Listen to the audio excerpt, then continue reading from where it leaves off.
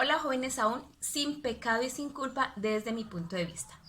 Solo lo que sea verdad para ti va a hacer que resuene contigo. Entonces, con todo respeto, si esto no te sirve, no te gusta, no te cuadra, pues lo dejas pasar. Cuando vives de acuerdo a tu coherencia actual, mente-corazón, de acuerdo a tus principios, a tus valores, a partir de este momento esa es tu conciencia de mal o de bien. Pero cuando estamos en crecimiento, esa conciencia depende de lo que nos haya inculcado el entorno. La religión, la autoridad, la sociedad, los padres, la jerarquía, todos ellos hacen y nos entregan lo que está bien y lo que está mal. Entonces muchas culpas del pasado que vienen siendo errores de aprendizaje no son tanto mías, sino las que yo adopté del entorno. Y en ese orden de ideas, pues lo que yo debo hacer es reacomodar mi sistema de creencias actual, mi conciencia actual, y con base en ello es que yo voy a tener el faro para seguir comportándome de aquí en adelante. Si yo puedo ir hacia el futuro, jalar futuro y crear visualizaciones respecto a las cosas que quiero manifestar, pues también me puedo mover en la misma línea hacia atrás y yo voy, corrijo, compenso, restauro aquello en donde mi sentir cree que hice daño. Sin embargo, algo que debes tener en cuenta es que la falta de prosperidad que estés manifestando en tus relaciones de pareja, en tus relaciones interpersonales, en tu trabajo, en el dinero, en todo lo que existe, ya es el pago que tu culpabilidad ha generado por no tener la prosperidad en este momento. Entonces, las leyes del hombre, si hay un delito, se genera una sanción, pero es una ley inferior porque no necesariamente aplica de esa manera, no se cumple en muchos casos. La ley de la religión, que es diferente a la espiritualidad, te dice que hay un pecado y hay un castigo y permanecemos en constante pecado y castigo porque no se nos da la oportunidad de aprender ni de reconocer que somos 50% luz, 50% sombra y que depende de mí tener una conciencia diferente para no hacerle daño al otro que está frente a mí o a mí misma cuando no me amo lo suficiente. No cumple el primer mandamiento donde me amo al otro como me amo a mí misma.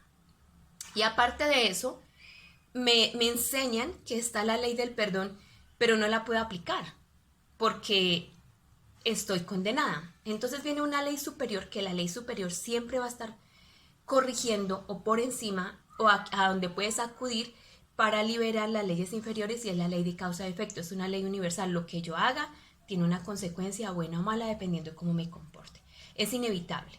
Entonces, si puedo jalar futuro y tener visualizaciones acerca de cómo deseo manifestar, pues también me puedo ir al pasado, aunque aparentemente el daño ya esté hecho, y corrijo esa acción que no está de acuerdo a mis creencias o a mis convicciones, o compenso lo que yo haya dañado, o restauro eso, y yo ya quedo al día para seguir de aquí en adelante con mi propio movimiento.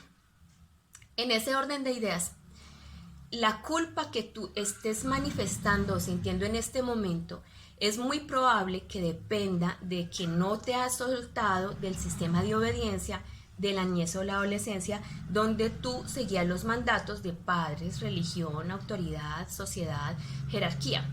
Lo que hay que hacer es devolver eso que no es tuyo, pero devolver requiere un proceso. Si tú tienes un libro que no es tuyo, tienes que coger el libro, buscar cómo te transportas a donde lo vas a llevar, entregarlo y esperar que el otro lo devuelva. Igual ocurre con los contratos cuando los cancelas, las lealtades cuando las devuelves, cuando te liberas de creencias. Hay que hacer un proceso porque no sucede de manera mágica. Pero si tú entiendes y comprendes que esa culpa que hoy estás arrastrando no es tuya porque no está en congruencia con esto y esto de acuerdo a lo que tú escogiste y tu conciencia actual, entonces te deshaces de eso porque, como te digo, ya lo pagaste con tu prosperidad hasta ahora.